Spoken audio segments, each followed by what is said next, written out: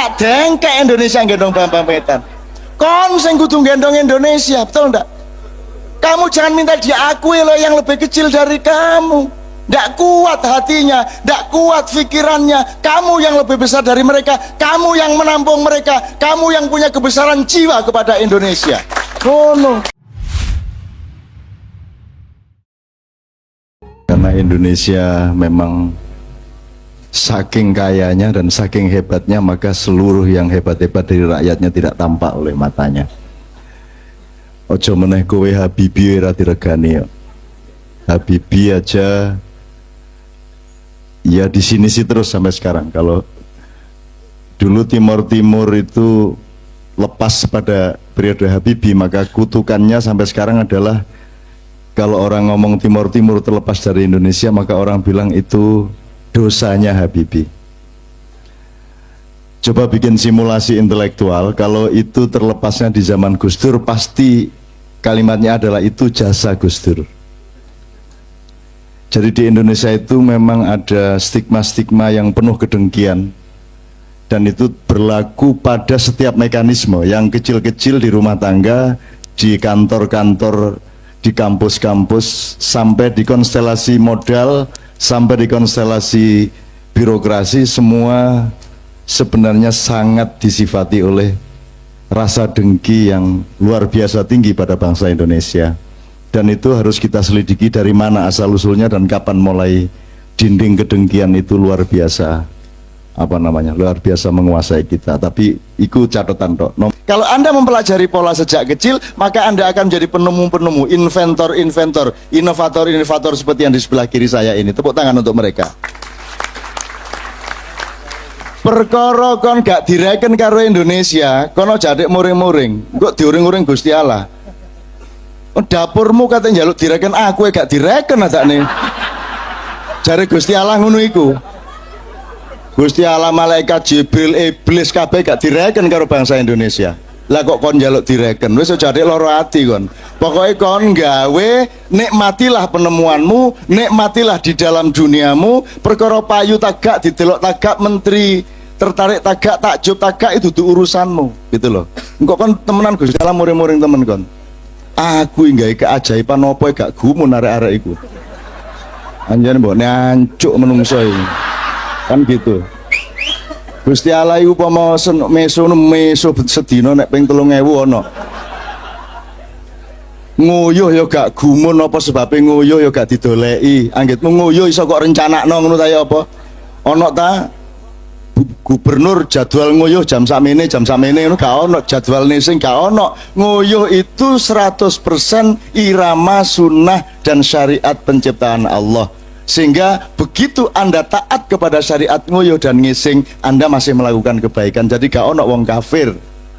Gitu loh. Selama Anda jek nguyuh, iku berarti jek taat karo Gusti Allah. Nah anjane kon wani temen karo Gusti Allah, dikon nguyuh ojo nguyuh. Dikon ngentut kok empet ngene. Wis kira-kira bongko rong dina bongko temen kok. Itu ya, itu syariat Allah. Ini juga syariat Allah. Ya Pak Bambang, ini syariat Allah. Dan ini ada di segala macam hal. Maka terjadilah penemuan-penemuan di bidang-bidang yang berbeda-beda. Dari dunia watak yang disebut wayang, dunia karakter dan nilai yang disebut Garuda segala macam tadi itu, sampai ke yang masalah teknis. Sak pinter-pintere kon gawe kendaraan, kon kudu melok syariat Gusti Allah bener taga. Harus ikut pola iki mang ono sing nek polah kuwi mang apa. Jadi sendok iku ya mek niru tangan rek, nek nek garpu iki ya niru driji. Lah ngono sih. Mek ngono tok sih. Nek mobil iku kudu ono matane, ya ta gak? Kudu ono kupinge, lah ngono sih. Kudu ono sikile, kudu ono AC, kudu ono tulang punggungnya. Sebenarnya semua itu replikasi dari ciptaan Allah. Silite barang, dan silite kudu knalpot itu loh. Nah, wajib hukumnya silit itu. Jadi kon aja dididik ngomong wajib, ini wajib, ini wajib. Kon wajib itu bukan hanya bahasa hukum, wajib itu juga bahasa ilmu. Ngerti maksudnya bahasa ilmu? Wajib adalah bahasa ilmu. Gini loh. Nek mangan iku ya liwat cangkem. Dan kamu nggak perlu berfatwa wajib hukumnya mangan liwat cangkem. Lu gak perlu ngono lah. Oh iku wis jelas ilmune kayak ngono. Nek ngentut wajib liwat silit. Nek anjane MUI katanya gawe fatwa sing lengkap po. Ngentut wajib liwat silit. Ojo terus nyile cangkem. Nah, selama ini kata wajib itu hanya menjadi bahasa hukum, padahal wajib itu adalah keniscayaan fisika, keniscayaan alam semesta itu juga wajib. Bahwa kalau watu itu wajib tidak memuai, sifatnya tidak memuai. Tapi kalau tetumbuhan wajib memuai sampai batas tertentu. Rambutmu itu wajib tumbuh, alismu wajib tumbuh sebentar. Bareng ngono gak cukul meneh.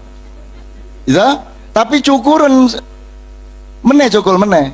Jadi dia wajibnya tentatif. Gitu loh. Itu namanya wajib. Jadi wajib itu bukan hanya bahasa hukum sekali tapi juga bahasa ilmu. Sekarang gini, orang semua sibuk tentang global climate. Beliau kemarin berdiskusi di Jogja, saya diceritain anak saya. Kuabe gupuh soal global warming, pemanasan global. Kesimpulannya Al Gore adalah semakin banyak karbon dioksida maka semakin panas suhu bumi, kan gitu. Nah barusan kata anak saya, aku ini soal ngono aku sinau temen anakku ya, yang pura-pura jadi penyanyi itu loh, yang aslinya bukan gitu ya. Dan suatu hari mudah-mudahan Allah mengabulkan supaya dia menunjukkan dirinya yang sebenarnya. Ada 19.000 ilmuwan menandatangani satu pernyataan ilmiah yang membantah pemahaman-pemahaman global mengenai global climate, global apa? Warming, mengenai pemanasan global. Pemanasan global menurut Al Gore adalah semakin banyak karbon dioksida semakin panas bumi. Menurut 19 ilmuwan ini termasuk profesor-profesor dari universitas terkenal terkemuka di Amerika, iku kualik sing bener iku semakin panas bumi semakin banyak karbon dioksida. Nah sekali masalahnya apa sebabnya bumi ini kok panas? Kan gitu, berarti ada sebab-sebab yang lain. Wes mari ngono diskusi macam-macam termasuk sama Pak Parto tanggal 17 kemarin. Kemarin malam ada diskusi lebih kecil di Yogyakarta di Kadipiro, dan ada teman saya lah, seorang panembahan lama yang Anda tidak kenal namanya. Dia mengatakan orang kok pada pusing tuh soal bumi, soal apa segala macam, kok takut amat. Wong ini semua ciptaan Tuhan kok dikhawatirkan. Emang ada yang selain Tuhan yang mampu merusak bikinan Tuhan? Gak mungkin. Nek ono menungso ngerusak alam, alame gurung sampai rusak temen menungsone jebol dhewe. Nggih ta mboten? Nggih ta mboten? Sing bongko sapa? Alame takon. Menungsone sing jebol. Itu bener Mas. Manusia yang jebol. Silahkan itu dulu subur makmur, itu tempatnya Nabi Sulaiman, Nabi Daud. Sampai dia ngomong sama rumput-rumput. Kemudian sekarang menjadi padang pasir karena perilaku-perilaku peradaban dan teknologi yang tidak mencintai lingkungan hidup, kemudian menjadi padang pasir seluruh jazirah Arab dan Timur Tengah, kan gitu kan. Tetapi itu kan cuman siklus sekian ratus tahun, nanti dia akan jadi hutan lagi. Jadi alamnya gak iso kok pateni, gak iso, sing bongko kon dewe. Maka saya selalu menasihati, Tuhan sama manusia itu seperti suami istri, pemerintah sama rakyat itu seperti suami istri, laki-laki dan perempuan itu adalah suami istri, manusia dan alam itu suami istri. Maka setiap manusia terhadap alam berlakulah sebagaimana Tuhan kepada makhluknya. Setiap pemerintah kepada rakyat berlakulah sebagaimana Tuhan kepada makhluknya. Jadilah suami yang baik sebagaimana Tuhan adalah suami yang baik bagi semua ciptaannya, kan gitu. Mulane kono aja ate ngamplinge wong wedok, aja ate memperkosa wong wedok. Enggak kok perkosa ya mlumah-mlumah dhewe.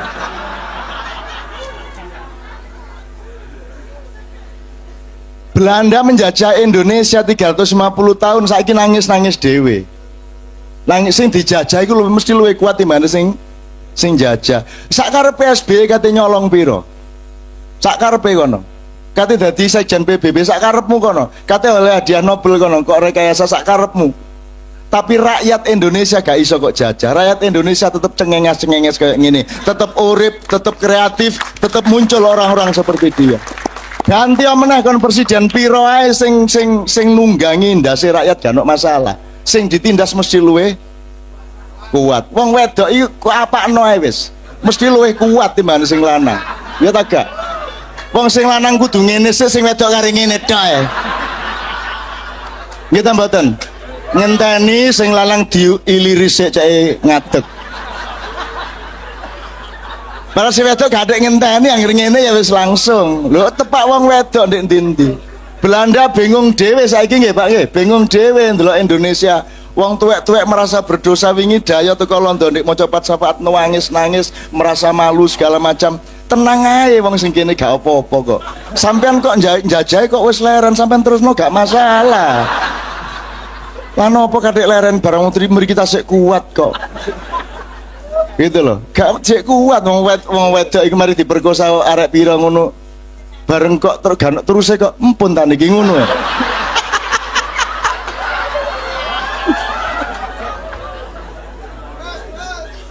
Gitu ya oke. Gak tak dawak-dawakno sing gak ngono iku cek gak seneng raine arek-arek iku.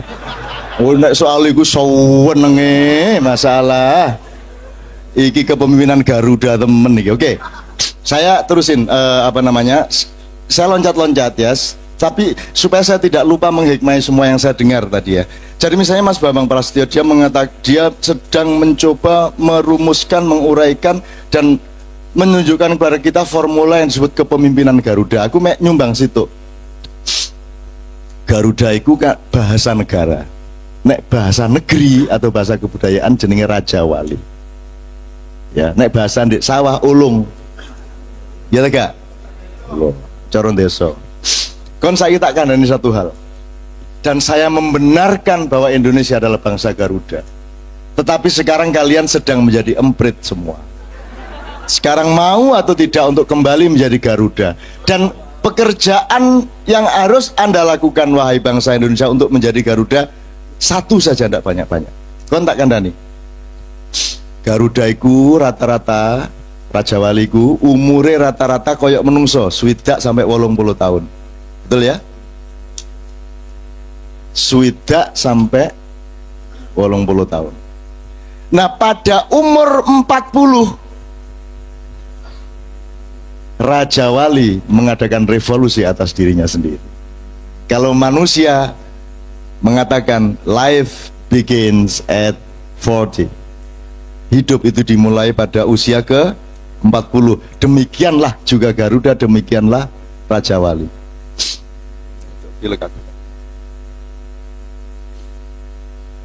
Pileki kakan kopi kurang mangan. Gak kobra. Gak sih mari mangan di tas. Oke. Gini. Carane Garuda merevolusi diri saya ini tantangan untuk bangsa Indonesia. Jazakumullah, tak dongan oleh jodoh ayu.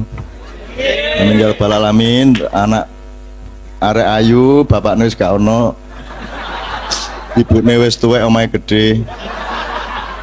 Kok rabi oleh setengah tahun ibune matek pisan. Wis kon kali sekali kok gawe wis.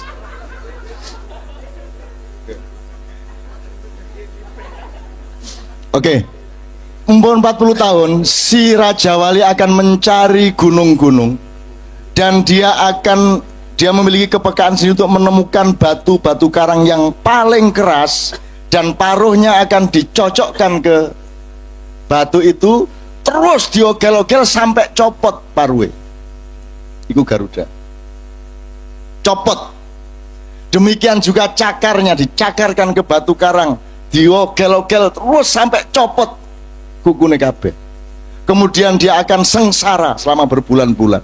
Dia akan melakukan torikot, dia akan melakukan tirakat, dia akan melakukan lelaku, dia akan melakukan kholwat selama berbulan-bulan, makan seadanya, notol-notol saisoni dengan tanpa paruh. Kemudian paruhnya akan tumbuh pelan-pelan, kukunya akan tumbuh pelan-pelan, dan ketika paruh dan kukunya itu tumbuh sempurna setelah umur 40 tahun, itulah baru Garuda yang sesungguhnya. Nek kon gurung tau ngelakoni ngerubah uripmu koyok Raja Waliku, ojo adik duwe niat dandani negara.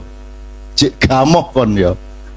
Nek kon jik gamoh hari ini Hari ini upamane Bung Karno urip saiki, aku wani tanding dan debat gak kira iso mimpin bangsa Indonesia.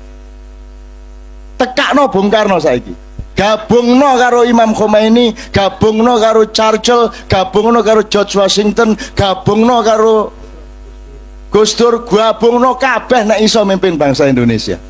Ini bangsa yang betul-betul memiliki komplikasi yang luar biasa, dan hanya pemimpin yang sejati, yang benar-benar memiliki kebesaran dan ilmu yang lengkap, selengkap-lengkapnya, yang mampu memimpin bangsa Indonesia. Nek petang poli mau gampang, sing pinter pidato arek mek piro, sing jenenge Indonesia itu ya mek alah sekitar Bung Karno dan temen-temennya, mek ngono tok, sangat sederhana. Tapi nek saiki kan masih ono 1000 Bung Karno ndak akan bisa tampil sebagai Bung Karno. Karena ojo meneh Bung Karno, arek-arek mampu melakukan inovasi-inovasi teknologi yo gak payu ndek ndi. Bangsa Indonesia iki bangsa sing saking tepake, saking gobloke. Jadi ndak bisa. Sudahlah, kita jangan membayang-bayangkan pemimpin-pemimpin besar. Kalaupun saya ingin mengatakan kepada Anda, mestinya ada dong figur sejarah yang mampu memimpin. Ojo ngomong nabi ya. Ngomong nabi kok banyak syubhatnya. Nabi ku ya, nabi ku urusan Gusti Allah. Tadi misalnya Nabi Musa delekene lah bendino kriminal terus mangkel tonyo ngono tok Nabi Musa. Nek Nabi Isa malah gopo dikaploki wong. Plok, ayo kene. Plok, ayo kene. Plok akhirnya mek antri ngaploki ngene-ngene iku. Wes ojo adek ngurusi nabi, wes nabi ku wes biyen-biyen gitu ya. Artinya saiki iki dibutuhkan orang yang setingkat Sunan Kalijogo plus, cek ono plus sih. Nanti endingnya dari pembicaraan saya akan bercerita kepada Anda, ojo putus asa, ojo pernah putus asa, memperjuangkan dan berinovasi, berkarya, jangan pernah berputus asa, dan jangan menunggu dihargai siapapun saja. Kamu berkarya karena kamu bahagia berkarya. Mungkin akan dihargai 100 tahun lagi, mungkin tidak pernah dihargai, tapi pasti nuranimu sendiri dan Allah Subhanahu wa taala menghargai, dan anak-anakmu akan mendapatkan berkah dari karya-karyamu. Ojo lali. Engko tak dudui kon perjuangan Sunan Kalijogo itu tan kinoyo ngopo. Tidak ada yang melawan beratnya perjuangan Sunan Kalijogo. Tapi engko sih, kon biasalah mek dikandani Kiai Sunan Kalijogo itu dakwah dengan seni, ngono kata. Alah. Opo dakwah dengan seni kaya Romai Rama karo Zainuddin MZ, Emanu Najib karo Kiai Kanjeng. Nah, opo dakwah karo seni ku opo lah. Itu mek pekerjaan kecil. Sunan Kalijogo engko ae. Engko tak duduhi. Tapi intinya adalah yang Anda catat sekarang, Sunan Kalijogo itu hidup berjuang sejak akhir Mojopahit Brawijaya 5, dan dia memproses seluruhnya sampai awal Mataram. Jadi melewati 4 zaman besar: Majapahit, Demak, Pajang, Mataram. Dan kalau Anda sekarang bertemu dengan Sunan Kalijogo, Anda akan tahu bahwa Anda belum melakukan apa-apa di muka bumi ini. Jadi kalau Anda sampai menangis dan putus asa, kamu akan membuat sedih Sunan Kalijogo. Ojo meneraimu. Aku iki biyen gurung ono SMS, gurung ono BBM, gurung ono mobil, gurung ono bensin, gurung ono LPG. Aku iki ngeluruk Sabdo Palon Noyo Genggong, Ki Ageng Mangir. Aku ngeluruk MPR DPR-nya Mojopahit itu tak Islam no secara subversif. Prabu Brawijaya tak atur ya apa carane, mergo gini, ono 3 siji santri boyongan ngalor ratusan ribu orang dipimpin oleh Sunan Kudus, stafnya Sunan Kalijogo. Iki sing bagian santri kupluan. Nek watu alhamdulillah gitu. Wah, alhamdulillah. Nek sing tengah iki Islam tapi gak semantri santri. Jadi yo kata pek kupluan, rodo abangan dedek, yo gak sukola.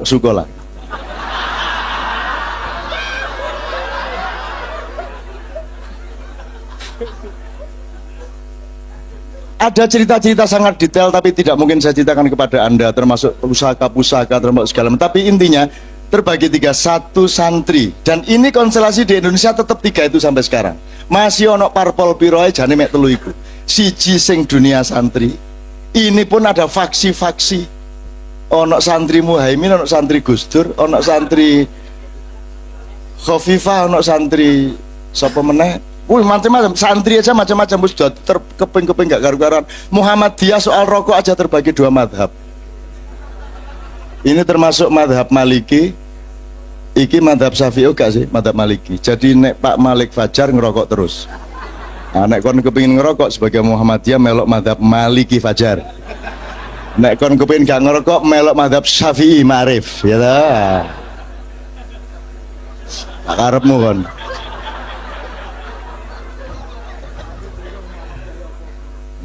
Gitu ya, terbagi-bagi ndak karu-karuan. Yang tengah ini yang kita sebut kejawen. Kejawen itu Islam tapi Jowo. Nek santri itu Jowo tapi Islam. Jadi Islamnya lebih menonjol, kalau kejawen Jawanya lebih menonjol. Pelopornya yang di tengah ini adalah Prabu Brawijaya V sendiri. Prabu Brawijaya terakhir yang juga masuk Islam dan potong rambut, tetapi dia bilang secara kultural saya tidak enak kalau saya menunjukkan pakaian santri saya karena banyak rakyat saya yang juga masih belum masuk Islam, jadi saya tak toleran secara budaya.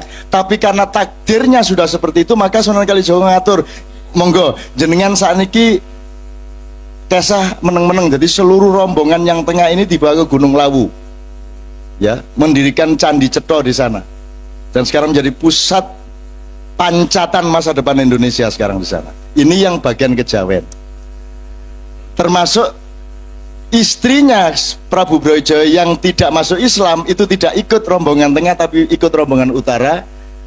Itu namanya Dewi Andarawati Wayu Nemen. Maka Sunan Kalijaga mengutus Sunan Kudus untuk memimpin rombongan yang ke utara dari Mojo Agung. Dari ini, dari mana ini? Dudu Trawulan di delta itu loh, delta Mojokerto Sidoarjo itu loh, delta Kalimas Kaliporong di situ, di Canggu, di desa Canggu. Dari situ rombongan ke tengah, rombongan ke utara. Nah, yang rombongan ke utara dipimpin Sunan Kudus.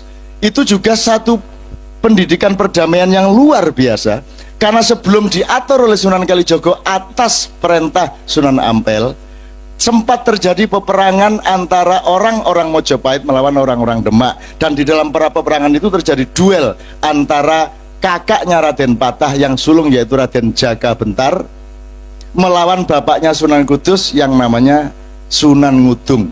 Sunan Ngudung kalah, mati, tapi kematian Sunan Ngudung itu tidak menimbulkan dendam antara Mojopahit dengan Demak.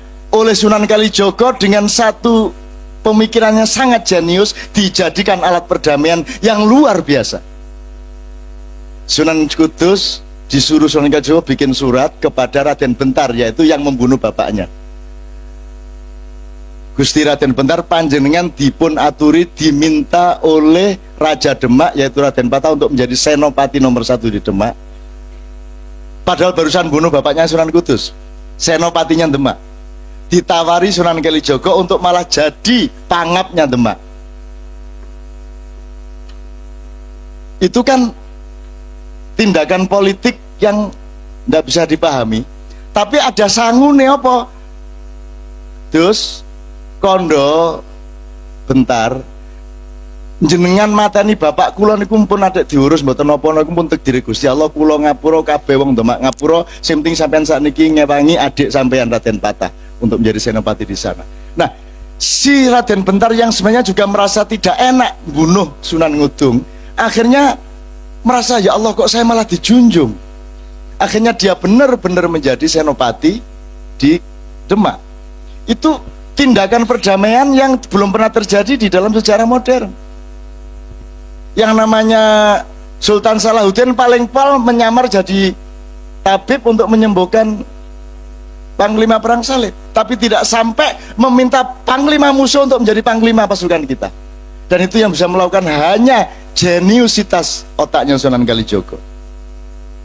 Akhirnya si Dewi Andarawati dalam rombongan suwe-suwe di jawil-jawil di akhirnya dirabi karo Sunan Kudus, berhasil, terus Raden Bentar berhasil menjadi Panglima Demak, Panglima Perang Demak, dan karena dia pada dasarnya itu punya kecenderungan spiritual yang tinggi, maka akhirnya dia mengundurkan diri setelah beberapa tahun menjadi senopati. Kemudian dia pergi ke Jogja Selatan, di sana dia mendirikan padepokan. Ini nanti saya akan cerita serius mengenai padepokan dan tanah perdikan. Dia menyebut dirinya Panembahan Bodo.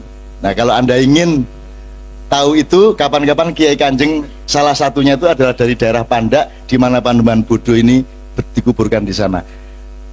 Nyimpang sedikit teman-teman sekalian, Pak Suko dan teman-teman sosiolog politik, sosiolog kenegaraan yang mungkin belum pernah mendengar, selama kita pernah mengalami sejarah sampai zaman Mojopahit itu tidak ada organisasi kerakyatan, tidak ada organisasi rakyat. Rakyat itu pokoknya wis mencar-mencar sak ketemu nih lah. Terus ada sentralisasi kekuasaan, apa itu Singosari, apa itu Ndowo Kediri, apa itu Mojopahit, tapi rakyat tidak memiliki organisasi. Sunan Kalijogo lah yang menciptakan otonomi daerah. Sunan Kalijogo lah yang punya ide agar supaya di setiap wilayah itu didirikan apa yang dia sebut tanah perdikan, dipimpin oleh orang yang oleh Sunan Kalijogo diberi gelar Ki Ageng atau Ki Gede. Jadi ini negara federal, Demak ini negara federal. Masing-masing wilayah memiliki otonominya sendiri-sendiri, tapi berada di dalam satu MOU kesejahteraan dan keamanan dengan Demak. Tapi Demak tidak tarik pajak kepada daerah-daerah perdikan itu. Mergo nek uangku wis percaya dan cinta, gak perlu kok tagih, dhek mesti ngekei. Kan begitu. Nah sekarang ini karena orang tidak bisa saling dipercaya, maka kita butuh hukum formal, kita butuh transaksi tertulis, kita butuh Quran. Dulu orang tidak ada Quran sudah bisa menciptakan kemuliaan dan kebiasaan hidup seperti yang ada dalam Mahabharata dan Ramayana, jauh sebelum ada Al-Quran. Mergo menungso akhirnya wis gak iso gawe dan menerapkan penemuan-penemuan hikmah hidupnya sendiri, maka Gusti Allah memutuskan arek-arek iki nek diculno tambah suwi tambah gendeng, wis tak kei pager. Akhirnya dia turunkan Taurat, dia turunkan Zabur, dia turunkan Injil, dan disempurnakan menjadi Al-Quran. Iku saking nemene menungso, dijarno gak kena, dijarno egaliter, gelut tok, nyolong tok, curang tok, nyerobot tok kaya arek numpak motor iki.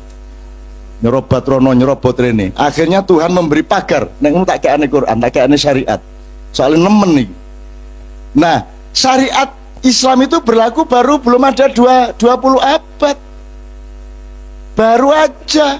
Itu karena manusia peradabannya mengalami degradasi kemanusiaan dan intelektual yang luar biasa, yang tidak terjadi pada waktu Astinapura, tidak terjadi pada waktu masyarakat Atlantis yang melahirkan Pandu Dewanata, yang punya anak Pandawa, yang punya anak Kurawa, sampai ke Parikesit.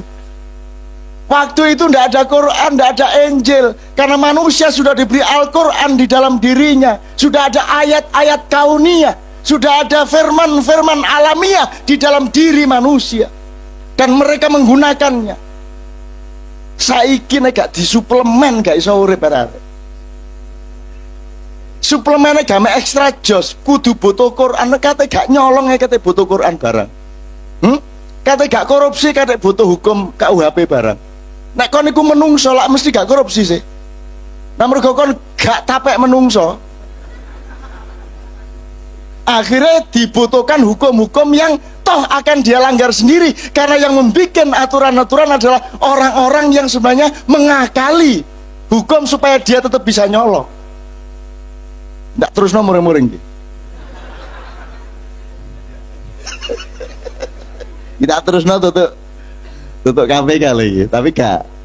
Saya cuma ingin mengatakan, ya Allah, Sunan Kalijogo ini diringkes dewe Pak KPK Pak. Transformasi dari Mojopahit ke Demak, ke Gunung Lawu, dan ke selatan Sabdo Palonoyo Genggong sampai ke timur NTB, NTT, sampai ke utara Makassar Kalimantan, sampai ke Madura. sing bagi kepala tanah pendidikan Sunan Kalijogo. Jadi dia bikin daerah otonomi di seluruh Nusantara dan itu dilakoni ijen asistennya Mek Sunan Kudus kok. Jadi anaknya Prabu Brawijaya itu jumlahnya terakhir ya, Prabu Brawijaya 5 itu jumlahnya 147. Wis bayangan iku brancai iku wonge. Iku orang ngene tok meteng, ngene tok meteng. Watuk meteng ngono ya kira-kira ya. Nah, 117 ya. Nah, Anda sekarang sebut nama dari periode itu, sebut semua nama. Anda tahu Ki Ageng Mangir? Semua itu anaknya Prabu Brawijaya. Anda tahu Ki Ageng Pengging Hadayaningrat? Anda tahu sudah Ki Ageng sa Indonesia ku anake Brawijaya kabeh. Anake wong kene kabeh. Nek saiki Jawa Timur yang melahirkan pemimpin-pemimpin seluruh Indonesia mbembet kayak saiki milih gubernur gak iso. Ojo ngaku nek kon turunane Mojopahit. Semua kepala tanah pendidikan itu anaknya Brawijaya dan semuanya murid Sunan Kalijogo. Tidak seorang pun yang tidak. Semua murid Sunan Kalijogo. Sebutan sapa? Sebutan nama-nama dalam sejarah pada periode itu, di 4 periode. Semua muridnya Sunan Kalijogo. Yang mendirikan apa? Demak, semua murid Sunan Kalijogo. Mendirikan Pajang, murid Sunan Kalijogo. Mendirikan Mataram, Sunan Kalijogo. Panembahan Senopati, gurunya namanya Ki Mondoroko atau Juru Martani, muridnya Sunan Kalijogo. Bapaknya Ki Ageng Pemanan, muridnya Sunan Kalijogo. Ki Penjawi, muridnya Sunan Kalijogo. Ki Ageng Mangir, muridnya Pak Sunan Kalijogo. Syekh Belabelu, muridnya Sunan Kalijogo. Gak ono sing gak. Iku wong kaya ngunu perjuangane. Iku jek gagal. Lah wis ah. Lah kok kene jek kan gawe Bambang Wetan ping 10 ae njaluk sukses. Sunan Kalijogo ini perjuangannya sampai detail. Wingi wis tak critani mengenai Ki Ageng Mangir. Tak kayak cerita nih. Jadi itu Sunan Kalijogo diparani dan caranya berdakwah luar biasa. Maka Sunan Kalijogo jangan diukur, jangan dibandingkan dengan kaum profesional zaman sekarang. Wong saiki iki iso umbah-umbah gak iso ngliwet. Lah ngono sih. Pinter hukum gak ngerti etika. Ngerti etika gak ngerti agama, ngerti agama gak ngerti teknologi gak ngerti ilmu sosial. Lah ngono wong saiki. Uang kok irung tok, uang kok motor tok, lah ngono saiki ya, uang kok pelit tok. Ono iku yang saya bagian iku tok ya ono. Lho toh? Kalimat saya itu justru yang begitu itu yang thayyibah, Pak. Angger wis tutuk kuno sweet. Jadi malaikat bingung tak catat sebagian delodok tapi kok manfaatnya gede ngono.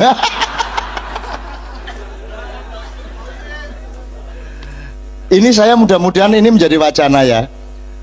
Saya tidak mengatakan kepada para akademisi dan intelektual bahwa benar seperti itu, tapi itu saya merangsang Anda diteliti dong, diteliti, dibuka kembali dong sejarahnya. Tak kayak contoh Sunan Ki Ageng Mangir itu anake Prabu Brawijaya kelima nomor 43. Nah, Ki Ageng Mangir iki sing bagian melok ngedul, sing bagian gak mlebu Islam, sing bagian agama Jawa asli. Termasuk yang jadi Raja Denpasar, kembali ke Hindu, ke Buddha dan seterusnya. Ya, ini diparani karo Sunan Kalijogo.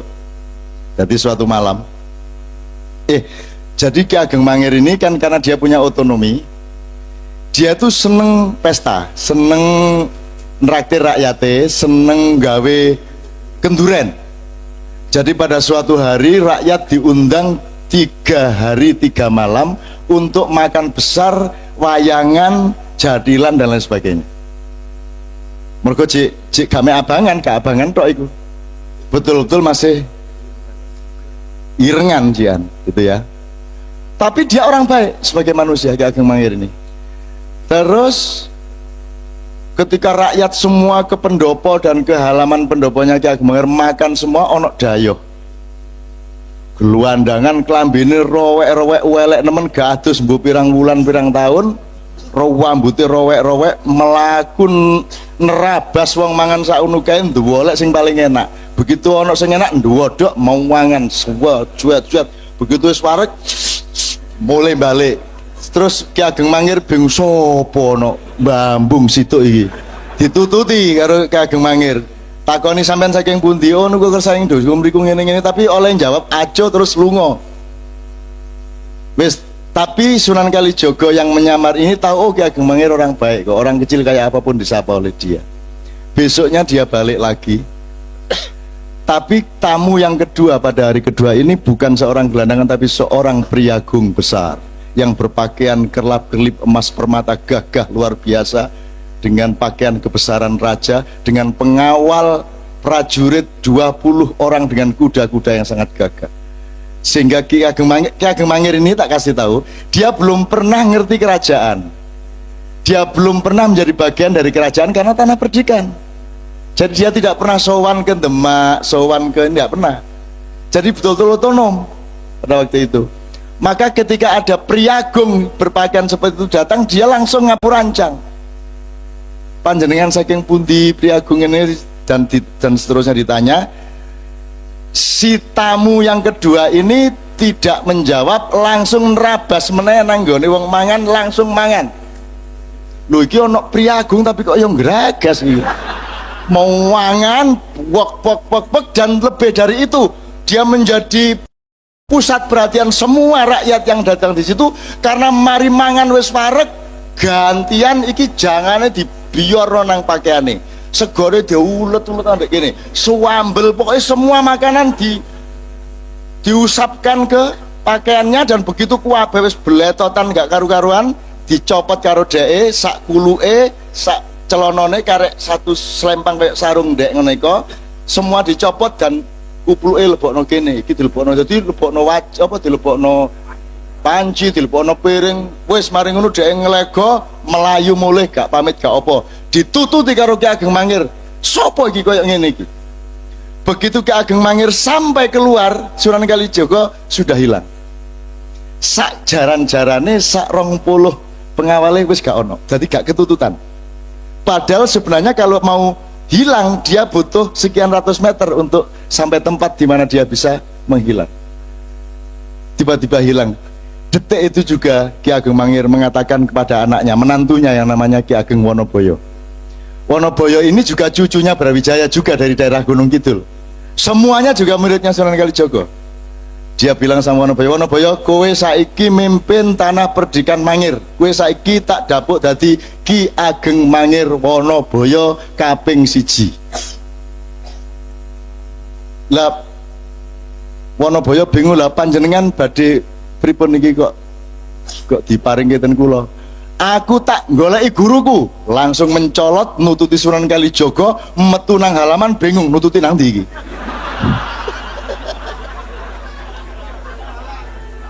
Begitu metu regol nang di rono tarono wis pokoknya akhirnya melayu ngono ae.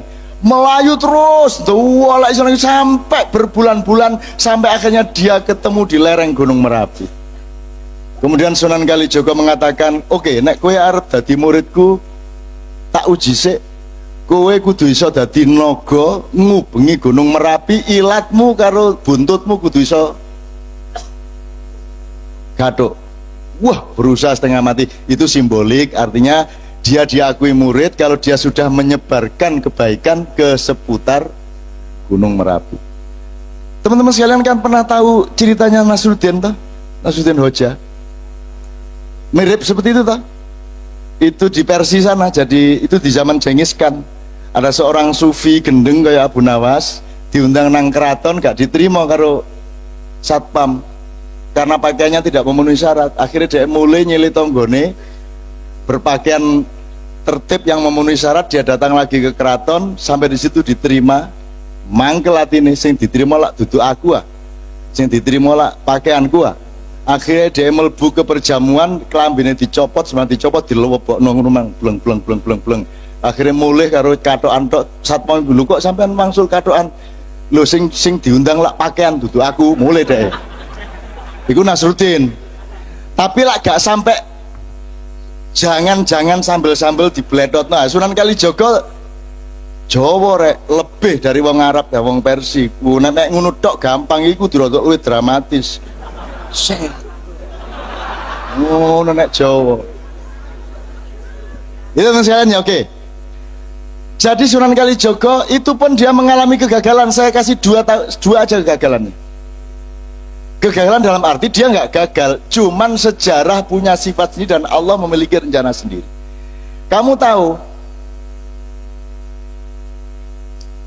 Mas Karebet ketika dia menjadi Raja Demak, tapi dia memilih beristana di Pajang, itu ada yang tidak terima, yang merasa dia lebih berhak untuk menjadi raja, yaitu Haryo Jipang atau Haryo Raden Penangsang. Ya, Karebet ini sakti luar biasa. Karebet ini yang memegang Kiai Sangkelat. Kiai Sangkelat ini yang membuat adalah Empu Supo Anom. Itu empu nomor 1 kerajaan Mojopahit yang pernah dicuri keris ini dari kerajaan Demak oleh oleh Ki Maling Celoring. Jadi tahu krungu Maling Celoring? Celoring itu asal usulnya iku ana wong jenenge Ki Celoring di Blambangan kono. Carane mlebu omahe wong iku gak perlu lawang, gak perlu bolongan, pokoknya ana lampu titik set mlebu deh. Maka dia berhasil mencuri Kiai Sangkelat ini di kerajaan Demak. Wes digonang Blambangan, Sunan Kalijaga roh, oh gampang pos supaya konang Blambangan pura-pura oh dadi pandai besi. Wes pokoknya diatur ke Sunan Kalijaga iso balik meneh lah. Akhirnya dicekel Karebet. Nah Karebet ini mau ngelawan arek cilik jenenge Haryo Penangsang gak enak sih. Arek cilik pedidih kok tak sikat temenan kon. Akhirnya yang dikongkon ngeladani anak angkatnya yaitu Jebeng Sutowijoyo atau yang kelak menjadi Panembahan Senopati. Itu ya. Saya kasih tahu, Sunan Kudus sama Sunan Kalijaga ini kan seperti saudara dan senior dan junior. Mereka satu inilah, satu perjuangan, satu misi segala macam. Meskipun Sunan Kudus agak Syiah, Sunan Kalijaga Ahlus Sunnah wal Jamaah, ya. Tapi yang ingin saya katakan kepada Anda, Sunan Bonang, Aryo Penangsang ini muridnya Sunan Kudus, sementara Mas Karebet ini muridnya Sunan Kalijaga langsung. Ini mereka konflik berdua, si Kudus sama Kalijaga tidak bisa kok menyelesaikan konflik mereka. Akhirnya terjadilah peperangan toh. Duel antara Aryo Jipang melawan siapa? Sutawijaya. Dan itu pun menangnya Sutawijaya karena strategi politik. Jarane Aryo Jipang jenenge Gagak Rimang, jaran lanang brancah. Mulane politiknya aku tak perang musuh Aryo Jipang nggawa jaran wedok. Oh, iki kurang tahu kok pikir kan ya. Nggawa jaran wedok sing seksi. Jadi akhirnya ditambahi susu loro nih sore kan gitu. Anggur ngomong seksi ngono gemeriyuk. Oke? Kan ketika ceritanya nyenengke kok. Nek ceritanya tuh memang dramatis. Akhirnya tidak terkendali Gagak Rimang ini. Jadi Aryo Jipang di seberang sungai, Panembahan Senopati di sini, Jepeng di sini. Begitu si Gagak Rimang ngelihat kuda ini, dia langsung meloncat menyeberangi sungai di luar kendali Aryo Jipang. Nah, ketika kudanya larat seperti itu, dia tidak mampu menguasai dirinya, sehingga tombak Kiai Banca si Jebeng Sutowijaya ini masuk ke perutnya Aryo Penangsang. Nah, ketika ditarik, ternyata ususnya membaur keluar sampai akhirnya ngguleti sak wetenge sak nggon sabuke, sehingga ketika Aryo Penangsang menarik kerisnya, ususnya brodol, kena kerisnya dewe mati. Lho nyenengno iku. Artinya adegannya iso-iso ae lho. Ana wong mati ususnya, saya terus jadi eling Cak Nur. Cak Nur Khalil Majid itu meninggalnya dalam keadaan ususnya masih di luar perut, dan aku takon nang Bu Umi, Bumi ki kapan jari dokter iki ususnya dilebokno, jari dokter anu ngenteni Cak Nur sehat. Mboten kualik ta. Nek prasa kula Cak Nur sehat ususnya dilebokno lah ngoten sih. Nek jari dokter gak, Cak Nur Dinteni sehat sik kae susu dilebokno. Iki sing bener sing diki filsafate. Itu juga yang terjadi pada Aryo. Jadi Sunan Kalijogo sampai akhir hayatnya tidak mampu mendamaikan dua orang ini. Bahkan dengan Sunan Kudus. Satu. Jadi gak iso masih aku kate lapo-lapo ndek dunya iki nek aku gak iso Gusti Allah mentakdirkan aku gak iso mengatasi masalah ya gak masalah, yang penting aku berjuang terus. Dan Sunan Kalijogo meneruskan perjuangan sampai awal Mataram. Karena masuknya tak kandani, kenapa saya Mojopahit kok dibawa ke Demak? Karena ada semburan lumpur di Canggu, ada lempengan bumi yang bergeser yang membuat struktur pertanian menjadi kacau di ujung Mojopahit itu, sehingga infrastruktur pertaniannya menjadi tidak mampu lagi menyangga perekonomian Mojopahit. Maka Sunan Kalijogo berpikir harus menoleh kepada perdagangan global, harus menoleh kepada ekonomi pesisir. Maka ditransformasikanlah dari kerajaan yang agak di pedalaman, yaitu di Mojoagung, Canggu, Mojokerto, itu diseret ke pinggir pantai, yaitu ke Demak di desa Gelagawangi, dalam rangka supaya ada transformasi menuju pertahanan pangan dan lain sebagainya. Dan itu Sunan Kalijogo luar biasa. Nek wong gak ngerti perekonomian gak iso duwe ide kayak ngono iku. Jadi Sunan Kalijogo iku duduk seniman yang berdakwah dengan seni. Sunan Kalijogo ahli ekonomi, ahli perdagangan, ahli strategi politik, pendekar yang mumpuni, dan seterusnya dan seterusnya. Nah, ekonomi pesisir ini kemudian pelan-pelan dieliminasi lagi oleh watak Jawa yang kurang tegas. Jadi Raden Sultan Hadiwijaya Joko Tingkir iku pekewo, kate beristana di Demak itu pekewo. Aku tak ndek pinggir-pinggir, aku tak ndek Pajangai. Dia lupa bahwa dengan dia masuk ke Pajang, maka seluruh infrastruktur keraton juga akan pindah ke pedalaman. Jadi perekonomian global yang diciptakan Sunan Kalijogo menjadi masuk ke pedalaman. Sunan Kalijogo tidak setuju, tapi sudah terlanjur. Ketika itu kemudian sibuk dengan pertarungan antara Mas Karebet dengan Aryo Jipang. Itu pun kemudian ketika sampai kepada gara-gara Aryo Jipang bisa dibunuh oleh Panembahan Senopati, akhirnya Panembahan Senopati diberi hadiah oleh Mas Karebet tanah Mentau. Dan Mentau itu sangat pedalaman. Maka terjadilah degradasi politik dari pedalaman ke pesisir, dari pesisir dikembalikan ke pedalaman. Itu pun degradasinya double. Tidak hanya sifat perdagangannya menjadi dari perdagangan ke pertanian, tapi legitimasi spiritualnya pun berubah dari Wali Songo yang semula menjadi background politik berubah menjadi Nyai Roro Kidul. Nah, Panembahan Senopati kemudian sirsiran dan kawin sama Nyai Roro Kidul sampai Sultan Hamengkubuwono ke-10. Semua rabi karo Nyai Roro Kidul. Atimbangane tak kongon pegatan Roro Kidul tak kon jilbaban ngono ae saiki. Saya gak angel-angel temen-temen. Ya saiki sembahyang 5 waktu semua. Nyai blorong barang wis sembahyang 5 waktu. Kadang-kadang melok jemuan barang. Ngono ya kanca-kanca ya. Saya ingin mengatakan kepada Anda, ayo belajar sejarah supaya Anda tahu Anda ini Garuda. Anda ini bangsa besar. Kan itu kan selalu saya omongkan di Bang Wetan. Tidak apa-apa sampai akhir hayat Anda belum berhasil, tidak apa-apa. Anakmu yang berhasil, nek gak anakmu putumu. Tapi kita bangun kembali paruh yang baru itu, kuku yang baru itu, dan tidak pernah putus asa. Gak direken karo pemerintah, gak direken karo Indonesia, anggitmu Bang Wetan direken ngono ta ya apa? Kene ya gak ono sing ngreken. Gitu loh. Ayo direken-reken dhewe.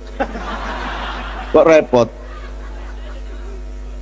Geden di Bang Wetan karo Indonesia aku takon, secara nilai.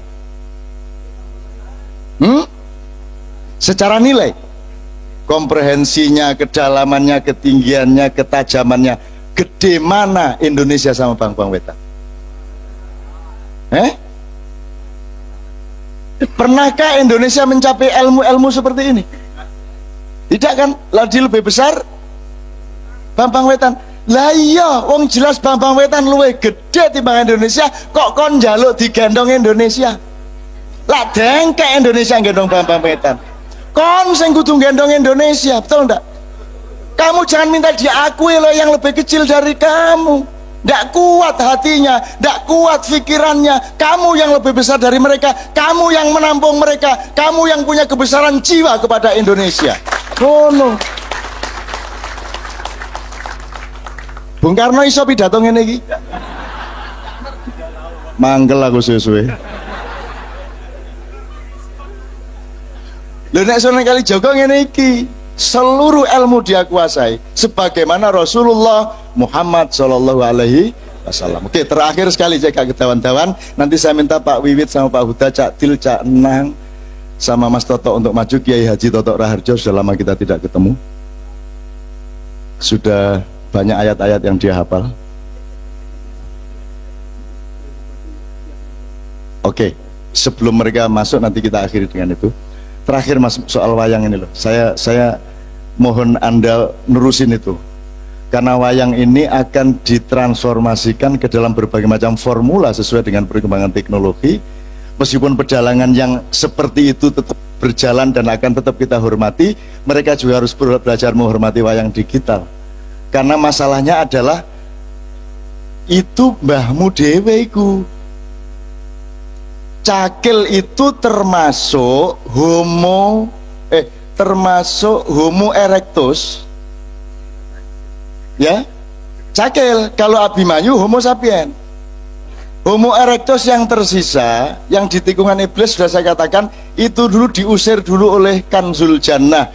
Atau jadi gini, iblis itu disuruh Tuhan ke bumi, ke Pulau Jawa, terus itu bilang sama homo erectus, sebentar lagi saya akan bikin homo sapien, diawali dengan Adam. Kamu semua siap ikut Adam, kalau tidak kamu musnah saja. Kan gitu. Akhirnya buto-buto dikandani karo Semar. Semar itu siapa? Semar itu Semoro Bumi. Semoro Bumi itu ya iblis itu. Iblis itu adalah malaikat yang paling besar jiwanya, sehingga dia mau dikutuk-kutuk karena dia yang paling kuat. Kalau Jibril tidak kuat. Nek Semar kuat, dia elek-elek wong terus, anggarono wong elek iblis. Jadi iblis itu kuat hatinya, besar jiwanya, sehingga dia mau menjadi antagonis di dalam seluruh kehidupan manusia. Lho iki rada angel ndelok wacana koyo ngene iki. Kiai-kiai ya apa-apa gak krungu. Iki nek dibantai yo angel, gak dibantai yo medeni iki kan gitu. Nggih ta mboten? Loh, Anda pikir iblis musuhnya Tuhan? Iblis itu nangis nek dituduh. Kan waktu Anda nonton tikungan iblis kan terakhir iblis nangis, loh saya kok dituduh musuhnya Tuhan. Nggak berani saya sama Allah, saya nggak berani. Gila apa? Bukan saya punya kerajaan terus Allah punya kerajaan terus aku melawan Allah. Nggak ada kemungkinan. Allah itu nomor satu, Muhammad itu idolaku, dan setelah Muhammad tiada, aku tidak punya gairah lagi untuk menggoda manusia. Kan begitu kata iblis. Terus dia selawatan. Loh temenan loh ya, iblis selawatan. Loh apa ndak boleh iblis selawatan? Anggit iblis sing gawe awake dhewe sing gawe sapa? Sing ngongkon sapa? Gusti Allah. Piye apa sih kan niku? Bener ta gak? Emang ada yang bisa melawan Tuhan? Iblis ndak bisa. Setan ndak ada hubungannya sama iblis. Setan itu gaenanmu dhewe. Minal jinnati wan nas, bikinanmu sendiri. Dadi nek awakmu auzubillahi minasyaitonir rajim iku aja ndelok kono, deloken raimu dhewe. Oh iku sing kene berlindung dari raimu dhewe. Wacan kul a'udzu birabbin nas, malikin nas, ilahin nas, min syarril waswasil khannas, alladzi yuwaswisu fi sudurin nas, yang mengipas-ngipas hati manusia. Siapakah dia? Mereka adalah dari jin dan manusia. Lah kok iblis disalahno? Oh, iblis bukan jin, bukan manusia. Setan itu yang yuwaswisu fi sudurin nas itu berasal darimu sendiri dan dari jin. Kan begitu. Jelas kayak ngono kok. Nah, Anda ikut kepercayaan Katolik internasional, Kristen internasional yang membedakan, yang mempertentangkan kerajaan Tuhan dan kerajaan iblis. Tersinggung Tuhan. Oh, no, tak kerajaan liane aku. Tuhan kan tidak pernah marah sama orang-orang kafir. Kamu kafir, kafir, enggak masalah. Cuma ojo manggon di omahku kon. Lalu nggak? Ten pundi kula lungone? Untuk apa Tuhan marah? Kan Tuhan cuma mengatakan barang siapa yang keberatan terhadap kehendakku, barang siapa yang tidak terima dan tidak ikhlas menerima keputusanku, aku persilahkan untuk keluar dari bumi dan alamku, carilah hidup di tempat yang lain. Pun ngoten ta. Ya terus ten pundi kula mlayu. Ada wong nyolong barang ku ya lucu. Nyolong terus kok singitno. Gusti Allah lak guyu dhewe. Kon rono kepethuk aku, rene kepethuk aku, runu kepethuk aku. Lah kok singitno ndek endi olehmu nyolong ku lho, kok singitno ndek endi? Lah aku lapo nyolong ku lapo? Wong nang ndiae kepethuk aku kok. Terus mari ngono seniman menulis drama monolog Butet Ketara Harja mencari Tuhan. Tuhan nang omahku nun ya apa arek-arek iki. Lah kok saiki ket ndoleki aku lho. Lah sing gawe dekne sing ku aku ket biyen arene. Lah kok saiki moro-moro mencari Tuhan. Aku mencari Tuhan. Gusti Allah bingung lho. Aku gak kene ket biyen ne.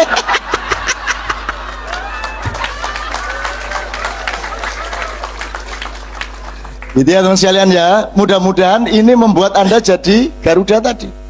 Beneran Garuda itu beneran, dan kita bangsa besar. Dan wayang ini Pak bukan itu India, bukan orang India, bukan itu khasanah dari India. Orang India itu provinsi kita, pusatnya di Kediri, Astinapura. Mereka kita suruh bercerita, menulis tentang kekuasaan kita di sini. Memang mereka yang berkarya, tapi mereka kita suruh menulis tentang kita di sini. Jadi Arjuna itu mbah kita, Puntadewa mbah kita, mereka itu semua mbah kita. Yot bawa sampean turunane belung ya iso alan lah. Ono sing turunane canggih, ono gak masalah.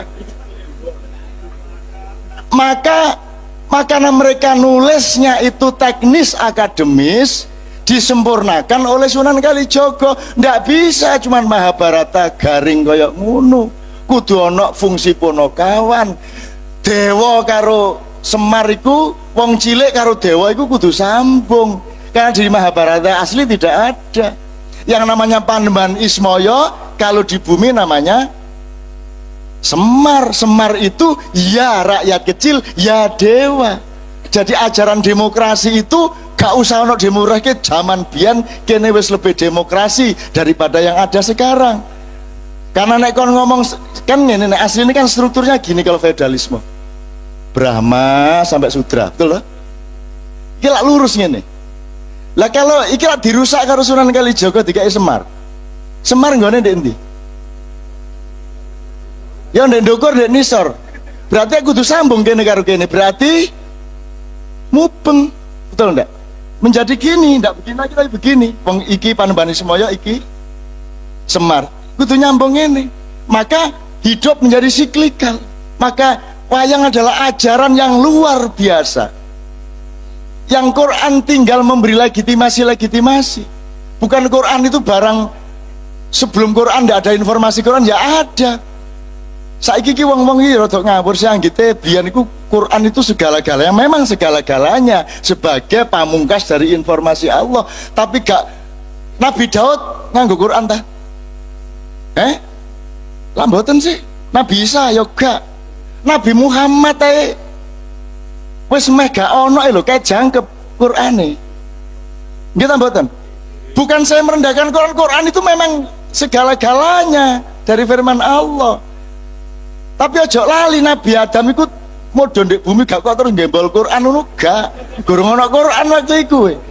Dan dunia dengan ada Al-Qur'an itu segini dibanding sak depo dunia tanpa Al-Qur'an. Betul enggak? Jadi ayo nganggo Quran dan hadis, tapi jangan lupa sebelum ada Al-Qur'an mushaf yang dimulai dari Iqra, Alif Lam Mim sampai Qul Binas, ada Al-Qur'an yang sudah abadi sejak awal, yaitu Al-Qur'an fi anfusikum wa fil afaq, yaitu Al-Qur'an yang berupa anugerah-anugerah Allah di alam semesta dan di dalam dirimu masing-masing. Itu ayat-ayat Allah namanya. Nah, yang ayat-ayat literer dirumuskan itu namanya Al-Qur'an. Terus kalau megang Al-Qur'an kudu wudu. Tak ngono saiki. Nek Qur'ane sing dicetak iko kudu wudu, tapi nek Qur'ane ndek BlackBerry ta ndek iPhone gak wudu. Ono peraturan ngono iku. Dadi nek Qur'an ndek handphonemu iku gak kudu wudu. Tapi nek Qur'an sing dicetak iku kudu wudu. Iku mulane ta sinau. Quran itu nilai. Kalau Quran yang ada di masjid itu namanya mushaf. Itu kertas sama tinta. Dan mayoritas kertas sama tinta yang menjadi mushaf itu bikinan Cina. Jadi yang kamu hormati itu bukan kertasnya, betul enggak? Bukan tintanya, nek tintanya bikinan Cina kok. Mulane meskipun itu di handphone ya kamu hormati. Nah saya kira handphone gak diapa-apa, nek Quran disowon ini nang tinti. Ya bener ya apik, cuman terus ojo terus oh kalau yang di masjid itu harus kita gini kan, kalau di handphone ndak apa-apa itu ndak anu kok ndak harus wudu gitu loh. Itu bukan Quran, itu mushaf. Quran itu nilai, ditulis supaya sambung kepada kebudayaan manusia dengan cara menuliskan manual yang namanya mushaf. Wayang yang ngono. Mahabharata itu nilai, struktur ajaran, terus diantarkan kepada Anda dengan wayang pipih, wayang golek dan sebagainya. Sekarang diantarkan oleh beliau dengan sistem digital. Podo nilainya, wayangnya ya podo. Nah, saya ingin mengatakan kepada Anda, wayang itu jangan dianggap itu barang asing. Itu lahir dari kakek moyang kita sendiri, dan pelakunya adalah kakek moyang kita sendiri. Parikesit berakhir kekuasaannya karena banjir Nuh, karena Krakatau meletus, menenggelamkan 2/3 bumi, mencairkan kutub selatan. Itu semua dulu di sini. Maka ini negara ndak butuh dunia aslinya. Kene iki nek ana presiden Indonesia wani mengembargo dunia, selesai masalah. Ya toh? Kene wedi diembargo dunia. Loh, embargoan kan sak karepmu kan gak iso. Lha nek kene iki wong Indonesia kok. Boto ae iso mangan kok. Gak ono beras mangan boto ya iso, karek biasakno 2 dina 3 dina. Sembarang. Gak iso jangan ya sandale diirisi dicecek ya iso. Wong Indonesia. Dan siapa yang lebih kaya dari kita? Nah, kita bukan akan sombong kepada dunia, tapi juga haram kalau kita berendah diri kepada dunia, seperti presiden kita sekarang ini. Ya, kita tidak akan sombong, tapi kita adalah raja wali. Kita akan melindungi mereka, bukan kita akan menginjak-injak mereka. Kita akan mangku mereka. Kita akan punya hamengku buwono. Nek Jogja ya mengko apa? Oh, mangku buwono ya. Memangku dunia. Jadi kalau kita menguasai, caranya memangku. Cara kita menguasai kan mangku toh. Wes arek sir-siran sing wis kena atine mesti dipangku toh. Caranya lah ngono. Itu oke. Silakan Ibu, sudah larut malam, silakan nanti di rumah cari pangkuan masing-masing. Kita sekarang mohon istirahat 5-7-10 menit, sambil saya mohon dengan sangat Mas Wiwit, Mas Huda, Mas Toto, Cak Dil, Cak Nang untuk maju ke depan. Terus kita dengarkan bersama-sama. Mari kita bernafas, mari kita masukkan Yang Maha Agung menjadi bagian terpenting dari jiwamu yang bersemayam di dalam nur dadamu, fi afidatikum wa fi qulubikum, di dalam hatimu dan di kandungan nuranimu. Baik, matur nuwun pun saya kira udah cukup Cak Dun. Silakan Mas Dudung, ada pengumuman mungkin. Bang Wetan bulan depan tanggal 28 bulan puasa ya, Agustus. Oke. Oh Cak udah, monggo. Oh iya, monggo. Sebentar. Mungkin ada kalimat-kalimat penutup. Pas sudah.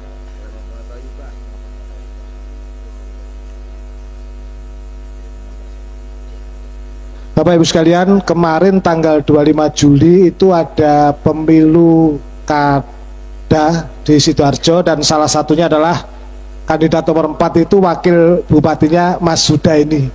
Nah, nomor 5 dan kalah katanya. Tapi bersyukur. Nah, kisahnya bagaimana? Monggo Mas Suda.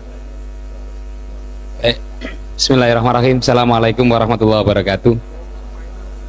Yang saya hormati Cak Nun, Mas Suko, Mas Parto, dan teman-teman semuanya. Alhamdulillah, ini kelanjutan dari yang di Sidoarjo barusan saya sama Cak Nun. Jadi tanggal 25 kemarin di Sidoarjo sudah dilaksanakan pemilu kada, dan saya bersyukur dan bergembira saya tidak meraih suara terbanyak di pemilu itu. Ini yang terpenting. Kenapa demikian saya merasa bersyukur dan bergembira? Ada banyak faktor yang melandasi pemilu kada. Jadi saya sedikit cerita bahwa majunya saya ini bukan semata-mata dikarenakan keinginan saya pribadi. Jadi saya ini kebetulan seorang guru, seorang dosen, dan saya cukup bangga dan bahagia dengan kehidupan saya untuk transformasi keilmuan. Nah, ujuk-ujuk tiba-tiba saya diminta oleh Cak Nun untuk mendampingi salah satu kandidat untuk maju pilkada. Dan itu permintaan itu kalau nggak salah kurang 2 hari sebelum pendaftaran dimulai. Jadi pendaftaran tanggal 27, tanggal 25 saya diminta. Tapi karena yang meminta ini Cak Nun, saya hanya bilang kalau ini perintah saya siap laksanakan gitu. Karena ini yang perintah Cak Nun. Nah, ternyata bukan ujuk-ujuk Cak Nun perintah saya. Ternyata prosesnya 2 tahun. Ketika saya sebelumnya sekitar 3 tahun yang lalu itu didampingi oleh Cak Nun bersama-sama dengan korban lumpur yang ada di Sidoarjo. Nah, mulai itulah saya kemudian ikut dalam pilkada, dan saya merasa Cak Nun perintah saya itu, saya ketika ngurusi lumpur itu ibaratnya masih TK, dan itu oleh Cak Nun mungkin dianggap lulus, dan saya disuruh untuk masuk ke kelas 1 SD, dimana sesuatu dunia yang lain itu saya temui pada pemilu kada di situ. Dan 3 bulan itu saya mengerti betul bagaimana kemudian carut-marutnya demokrasi yang ada di negeri kita ini. Saya merasakan pada tingkat pemilu kada kabupaten itu perilaku-perilaku menyimpang dari para politisi, perilaku-perilaku menyimpang dari para tokoh ulama dan masyarakat, perilaku-perilaku menyimpang, dan saya melihat bahwa di dalam pilkada itu semuanya bisa dientertainerkan. Jadi tidak hanya lembaga pendidikan yang dientertainerkan supaya menjadi mahal, tidak hanya kesehatan yang kemudian menjadi wilayah entertainer sehingga menjadi mahal, ternyata agama pun juga dientertainerkan bisa di saat pilkada. Jadi ini yang menurut saya bisikan dari Cak Suko, inilah yang disebut dengan kapitalisasi agama. Jadi betapa misalkan tahlil dan yasinan itu menjadi satu hal yang biasa di masyarakat kita, tetapi karena pilkada itu kemudian tahlil dan yasinan itu dimintakan dana, dan itu sangat luar biasa masif. Itu yang saya alami selama 3 bulan. Nah, tanggal 25, biar tidak terlalu malam, tanggal 25 kemarin itu menurut saya ketika mulai bulan Mei, Juni, Juli, saya berusaha maksimal bagaimana kemudian meletakkan sebuah idealisme dalam pemilihan kepala daerah. Idealisme yang saya maksud adalah bahwa seorang calon pemimpin kepala daerah itu harus jelas menunjukkan visi misinya. Tapi visi misi ini bukan sesuatu yang kosong, tetapi harus dibangun dengan sesuatu yang memang betul-betul ada keikhlasan untuk membangun sebuah struktur masyarakat melalui visi misi dan program kerja. Nah, tetapi rupanya di masyarakat kita visi misi itu nggak terlalu berharga, nggak terlalu penting karena sifatnya retorik. Jadi dianggap orang bilang ya kapur barus nang jero lemari, ngedabrus gak mari-mari. Jadi ini retorik. Nah, yang kita bangun seperti itu. Nah, perkara kemudian dari visi misi itu masyarakat memahami, terus kemudian menjelang pilkada itu ada serangan fajar atau sodoko politik, saya bilang sama warga diterima saja. Tetapi ketika visi misi dari seorang calon dipahami, maka yang ia pilih adalah calon yang memang betul-betul mempunyai visi misi, mempunyai latar belakang bersih dan lain sebagainya, kan begitu. Nah, itu ideal saya, itu angan-angan saya. Jadi kita berkali-kali kampanye di mana-mana untuk menyebarkan visi misi, program kerja kesejahteraan masyarakat, membangun masyarakat madani, membangun Sidoarjo Metropolis, itu dianggapnya bukan hanya semata-mata Kapur Barus tadi itu. Nah, tanggal 25 kemarin, sebenarnya tanggal 23-24, survei kami itu 2 kandidat itu beriring-iringan. Bahkan 3 survei yang kami pegang, saya atau dengan pasangan saya itu unggul 1,2%. Wah, luar biasa. Nah, saya pikir satu hari itu tidak ada sesuatu yang sangat luar biasa, sehingga kemudian saya yakin untuk membangun idealisme, membangun Sidoarjo ke depan itu bisa dilaksanakan. Nah, begitu tanggal 25 coblosan itu sudah mulai ada, bukan lagi petasan, tapi sudah ada mulai bom. Dan itu dilaksanakan secara masif, bahkan beberapa tempat itu di depan TPS dengan langsung bagi-bagi, ada aparat di situ, ada panwas di situ, tapi nggak ada satu reaksi apapun. Dan ketika jam 1 kami dengan LSI mengadakan quick count, jam 2 ini sudah diketahui, saya kebetulan sama Rizal Marlarangeng dipanggil, Mas, kalau ini kenyataannya, ini kayaknya kita kalah. Saya bilang, kenapa bang? Saya nggak tahu, ini sudah konstan. Yang nomor ini sudah 60%, yang ini masih sekitar 19%. Dalam hitungan logika ilmiahnya statistik, ini nggak mungkin, ini mesti kalah. Maka ketika dinyatakan kalah tidak prioritas itu, saya cek 18 kecamatan. Saya telepon tenaga di lapangan, menginformasikan tidak ada petasan-petasan, tapi itu sudah bom dan dilakukan secara masif. Artinya masyarakat kita ternyata menyampaikan visi misi dan lain sebagainya itu ya sifatnya tadi itu hanya retorik, tapi yang penting adalah itunya. Maka ketika itu saya paham, oh ternyata masyarakat kita memang nggak bisa dibangun, belum bisa dibangun. Jadi mereka tidak bisa melihat lagi siapa calon dan ini dan itu sebagainya. Pokoknya ada pragmatisme itu yang dia lakukan. Jadi disinilah kemudian saya melihat idealisme saya dengan pragmatisme masyarakat tidak nyambung. Daripada begitu, saya langsung masuk ke kamar hotel di Sun City itu, kebetulan kita di situ. Saya terus tidur. Dan karena nggak beban, saya tidur. Nah, ketika saya tidur itu rupanya banyak telepon yang masuk, dan karena nggak saya terima karena saya tidur, dikira saya shock. Padahal tidur. Loh, kenapa saya bisa tidur? Saya terus terang saja bersyukur. Kenapa bersyukur? Ternyata saya tidak mendapatkan suara mayoritas itu bukan karena visi misi jelek. Kalau misalkan masyarakat mengatakan, loh kenapa nggak milih nomor 5? Wah, visi misinya jelek, itu saya baru sedih. Kenapa nggak pilih nomor 5? Oh, ya ada indikasi nomor 5 ini pasangannya korup. Itu saya baru sedih. Kenapa nggak pilih nomor 5? Oh, nomor 5 itu sudah nggak bagus, itu baru sedih. Ternyata kenapa nggak milih nomor 5? Karena nomor sebelahnya itu memberikan sesuatu yang lebih banyak, dan itu kita tidak bisa berikan. Lah nek ngono carane, ya saya mesti bersyukur gak dipilih, kan begitu. Sebab kenapa? Kita tahu berapa sih gaji bupati? Kalau saya lihat kemarin hanya 780.000 untuk 2 orang per tahun. Gaji wakil kira-kira 300 juta, sorry bukan ribu juta, 300 juta per tahun. Dikalikan 5 tahun 1,5 miliar. Dengan uang itu kan gak cucu. Dari mana memungkinkan kalau nggak pakai misalkan seperti itu dan lain sebagainya. Nah, ini yang kemudian membuat saya bersyukur saya dihindarkan dari permasalahan ini. Itu yang pertama. Yang kedua, saya gembira. Gembira kenapa? Gembira tidak menjadi gembira tidak menjadi bupati atau wakil bupati. Bayangkan kalau saya punya idealisme untuk membangun struktur masyarakat, dengan pragmatisme masyarakat yang ada gitu, saya pikir bupati tidak gemuk malah mati kurus.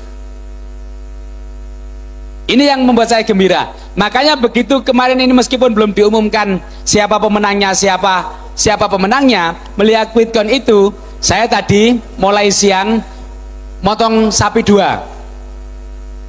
Dan sapi itu bukan dari saya, itu urunan spontanitas teman-teman. Kita mensyukuri dan kita potong sapi 2 ini sebagai simbol ternyata memang masyarakat susah, dan 2 orang ini jadi korban dan dipotong saja. Setelah itu dagingnya dibagi-bagikan.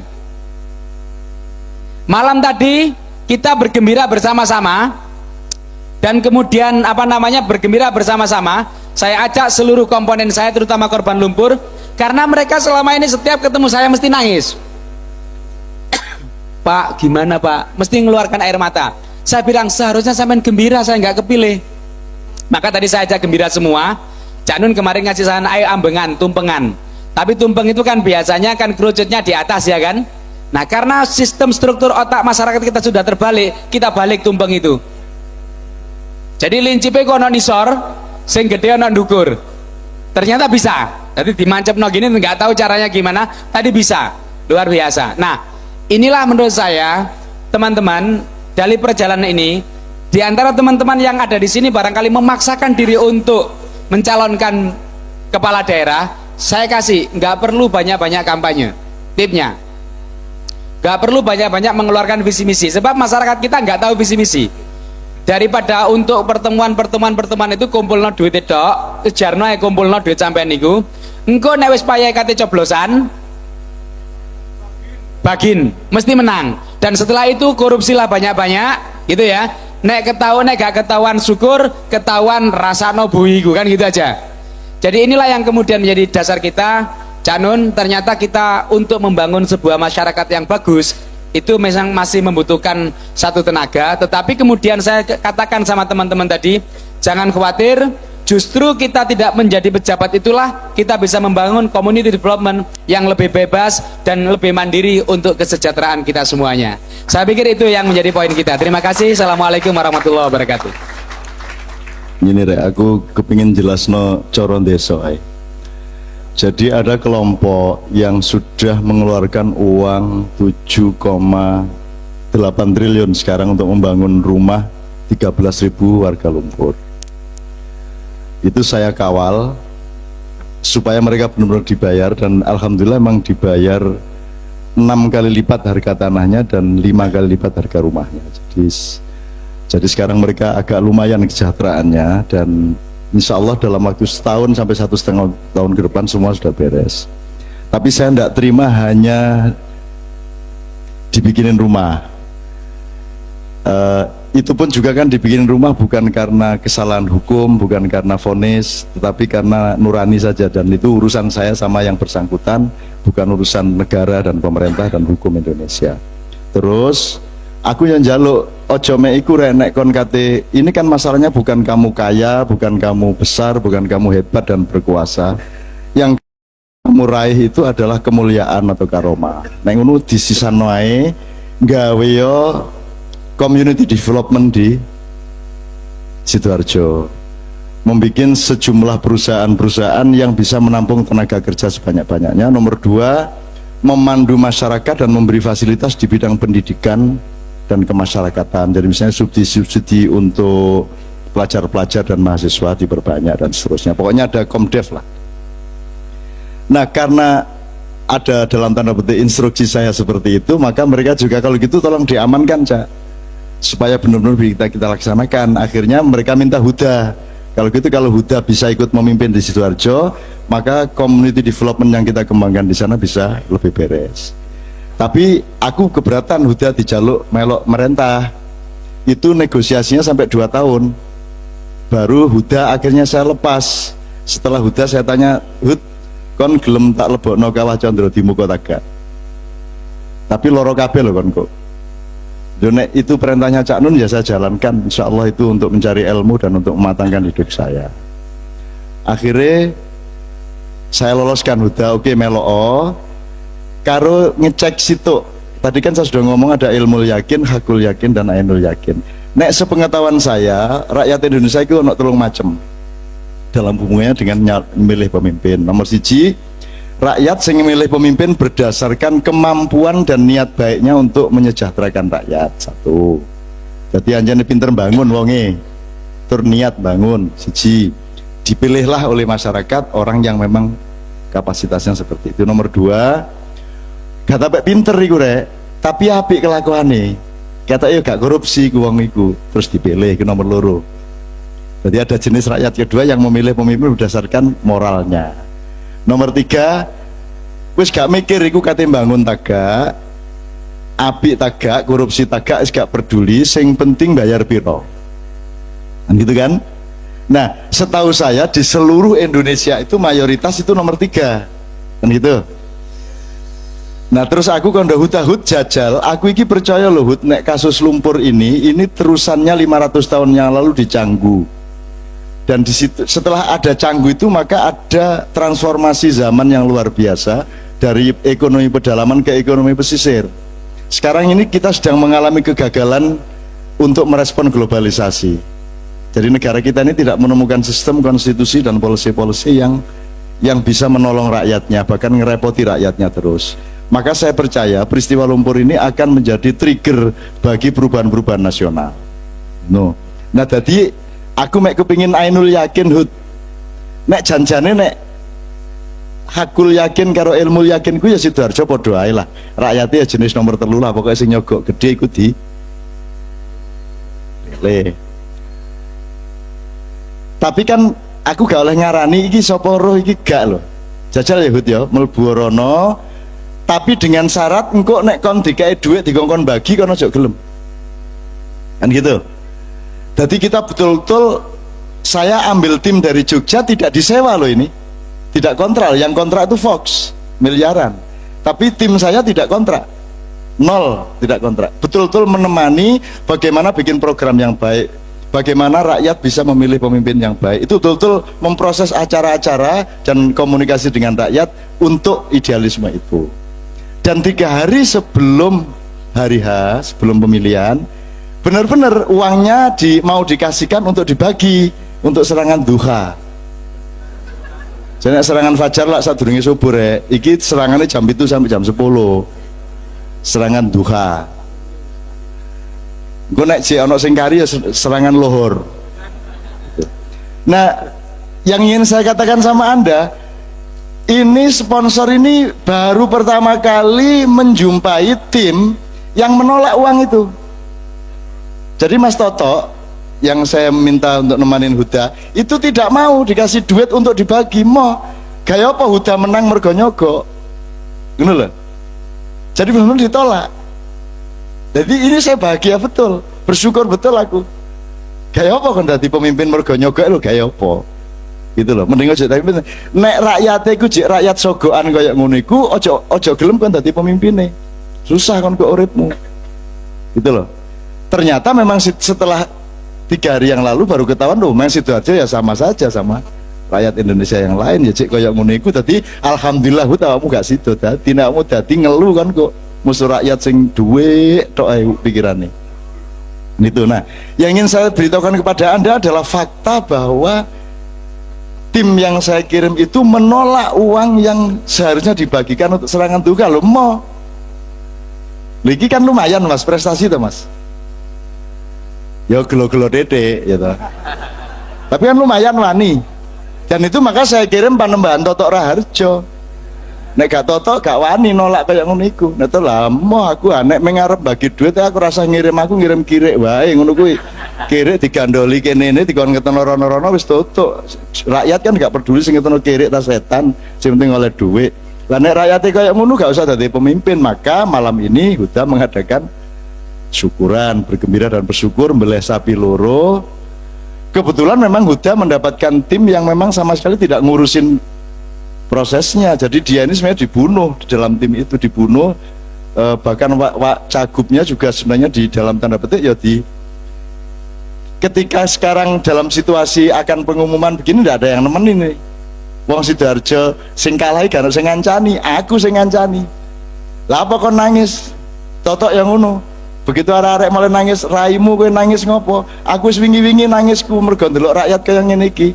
Kowe rasa nangis saiki kowe kudu nyenges ngono kuwi Panembahan Toto Raharjo alaihi salam.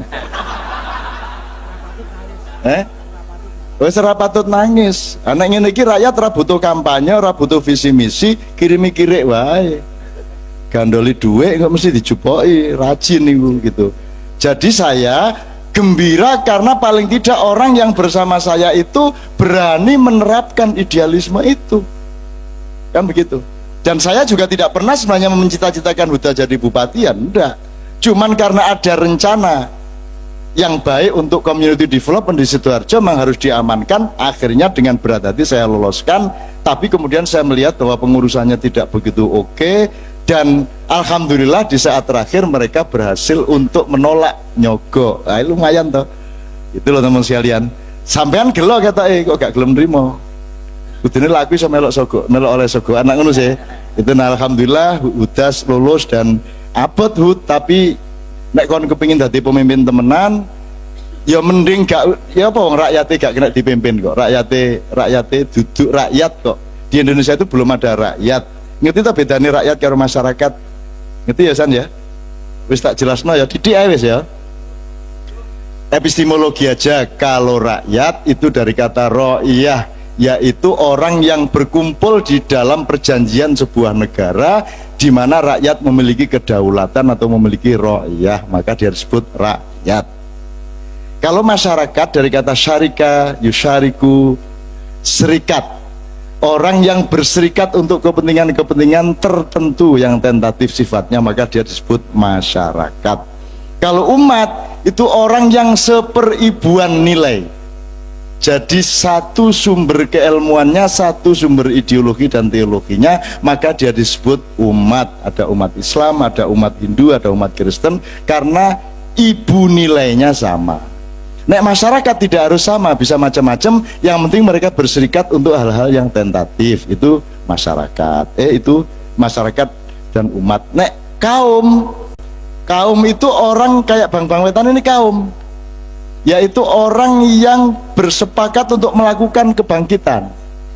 Dari kata qiyam, berdiri, kum, berdirilah, bangkitlah. Nek qiyam itu berdiri, qaum itu berdiri dalam arti yang lebih rohania. Kalau qiyam berdiri dalam arti yang lebih teknis dan jasad. Kebangkitan itu qiyam. Yaumul qiyamah, hari kiamat itu bukan hari akhir, tapi hari kebangkitan. Nah, ndek kene sing NU sing Muhammadiyah apa namanya, apa jenenge, ngiling-ngiling. Kaum NU itu apa, umat apa kaum? Kayaknya kalau kaum itu ya sedikit-sedikit kecil-kecil seperti ini, karena ada perjanjian untuk bangkit bareng-bareng, untuk berdiri ngadeg, gitu kan? Jadi, nah NU kaum atau bukan? Nah NU ternyata bukan kaum, bukan umat, bukan masyarakat. Mereka menyebut dirinya Nahdliyin, orang yang mengikatkan diri satu sama lain. Ikatannya apa? Gak jelas. Monggo, gitu kan? Tapi pokoknya sing mengikatkan diri satu sama lain itu Nahdliyin. Nek Muhammadiyah itu orang-orang yang bersepakat untuk mempelajari hidupnya Muhammad sehingga dia punya watak seperti Muhammad, untuk Muhammadiyah, gitu kan? Karpe, gitu kan? Tapi yang paling jelas itu saiki nek didolaki kualitasnya rada angel. Sing jelas itu perbedaan fikih, perbedaan estetika. Jadi nek adzan iku nek as-sholatu khairum minan naum, kaya kaum itu naum, iku nek dawa mesti masjid NU. Sholatu khairum minan naum NU. Mesti iku. Mesti wis ditenono ya, tinggo subuh engko rungokno pas iku ya. Mari hayya 'alal falah.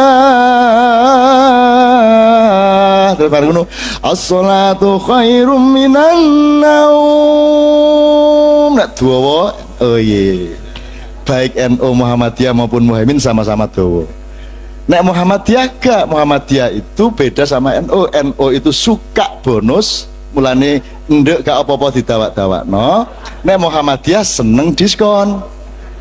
Dawa dindekno, traweh 23 dadi 11.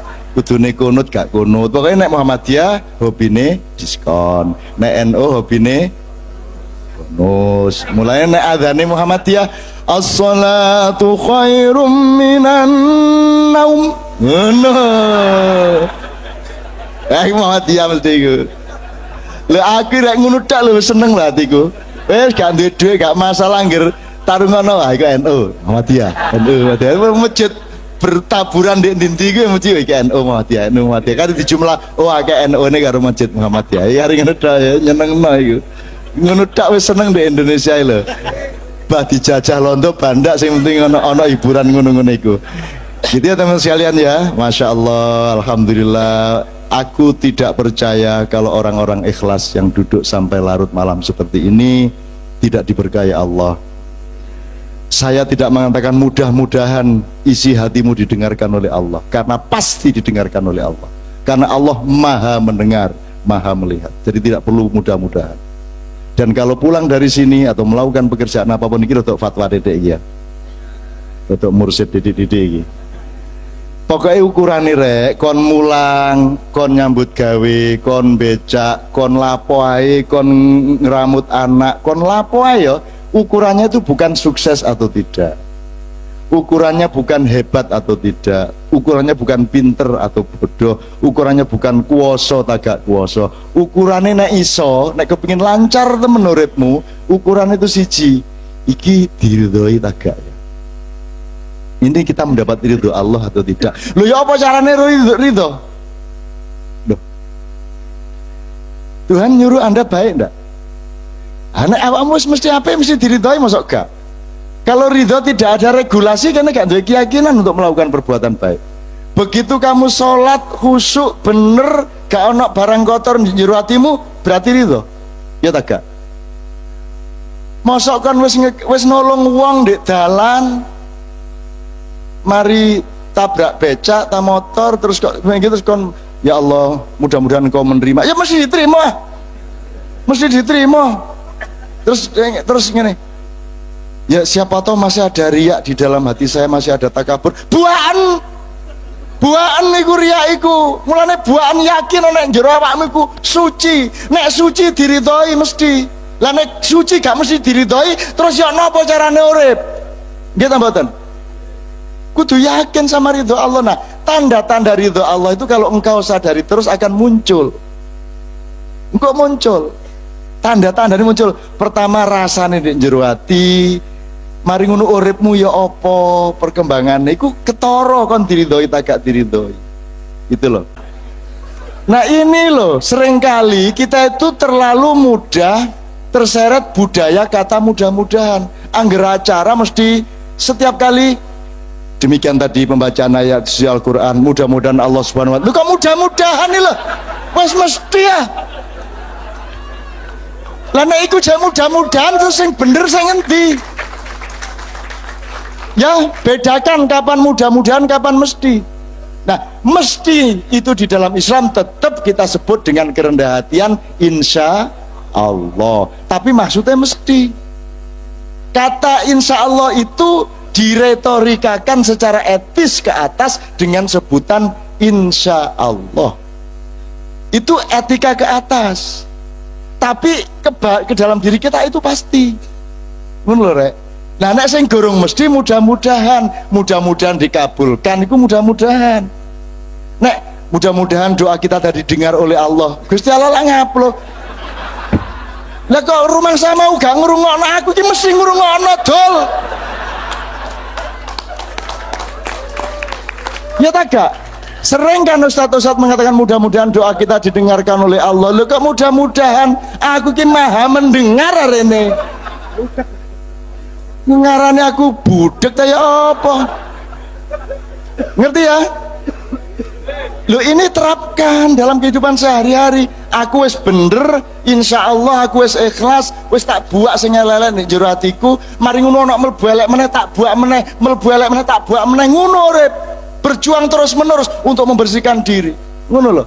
Tapi yakin lah nek wis mesti bener, terus kon jek mudah-mudahan besoknya ndak punya semangat untuk melakukan kebenaran lagi. Wong jek mudah-mudahan, alah masih amal piro jek mudah-mudahan kok. Lah bener ta? Bener ta? Oke, jadi teman sekalian mudah-mudahan ini menjadi bekal juga supaya Anda cari ridho Allah. Loh, karena Anda belum tentu, saya bilang mudah-mudahan Anda cari ridho. Sebab Anda belum tentu menerima ridho tadi kan aku murui Bupati Purwakarta terakhir melok Kiai Kanjeng pentas gak gelem mulih, rakyatnya wis mulih dia terus njaluk nyanyi karo Kiai Kanjeng terus sampai bewengi pirang lagu wis njaluk ebit, njaluk sopo terus tak kandani sampean ini sebenarnya sedang mencari sesuatu yang sudah benar tapi saya belum pernah ketemu. Saya bilang, lu apa Cak? Sampean sudah berkuasa, sampean sudah kaya, sampean sudah sukses, sampean sudah semua, tapi ada yang sebenarnya yang sejati yang Anda belum temukan, maka Anda tidak mau berhenti terus njaluk nyanyi.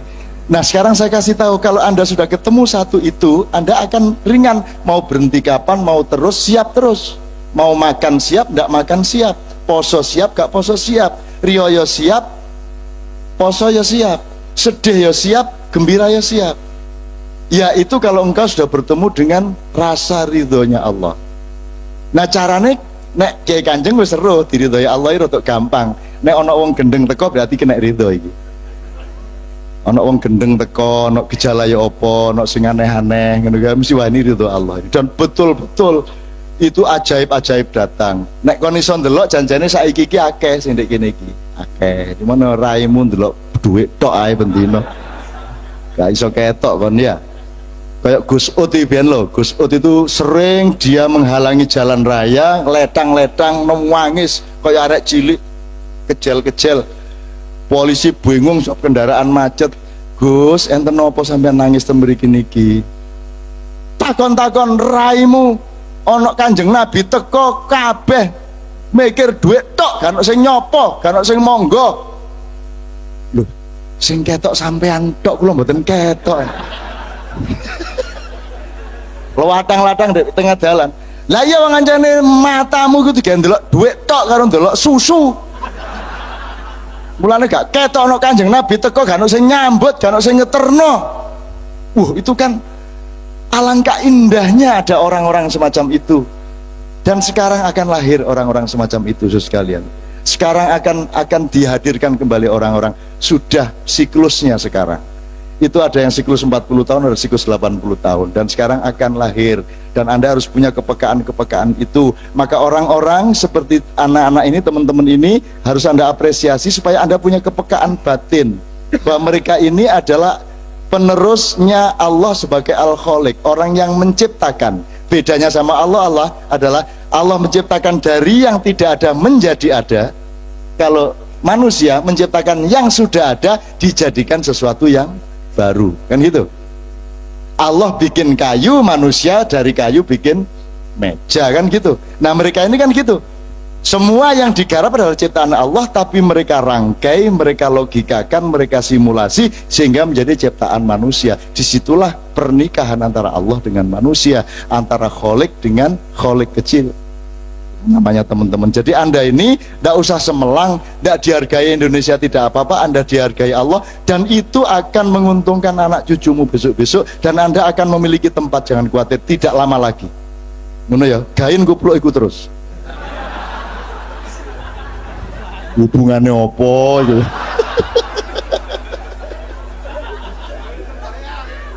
Ngono ya Rek ya. Jadi saya kembalikan ke Huda tadi.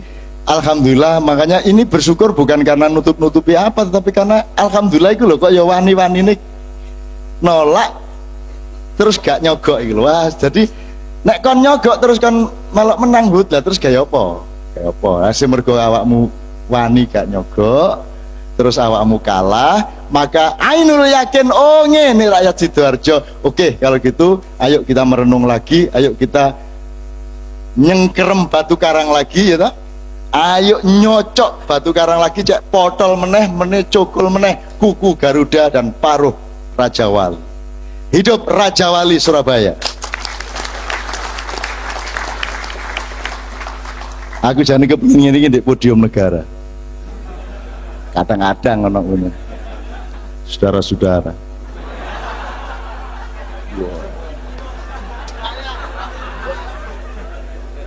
Ya itu. Wah, kaget kabeh, kaget. Saya ngono to. Nah, nek wong isone gagah tok gak apik, gagah kudu iso konyol, kudu iso lucu, kudu iso khusuk, kudu iso kurang ajar, kudu iso mereman, kudu iso kiai, kudu iso kabeh. Itu namanya pemimpin yang lengkap, pemimpin yang sejati, dan itu akan lahir di Indonesia, dan hanya orang Indonesia yang memiliki multi talent seperti itu. Makanya Bang Wetan, Allahumma sholli wa sallim ala sayyidina Muhammad. Allahu nurus samawati wal ardi yunawwirukum Allah mencahayai ubun-ubunmu semua. Allah mencahayai genteng-genteng rumahmu. Allah mencahayai seluruh aura Surabaya, Jawa Timur, dan seluruh Indonesia. Kita akan memimpin dunia, kita akan mencahayai dunia. Perkara gak terkabul wis biasa. Assalamualaikum warahmatullahi wabarakatuh. Nek gak dibanting gak sakti kon tak banting-banting meneh ngono ya. Tapi tetap optimis ya.